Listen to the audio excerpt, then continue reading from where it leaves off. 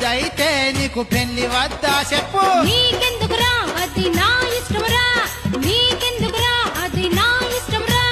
నాకంటే చిన్నోళ్ళంతా తండ్రులైరే బాలమ్మా. నీకు పెళ్లి చెయ్యకుంటే నాకు ఏందిర పిచ్చోడా. అయ్యో మంది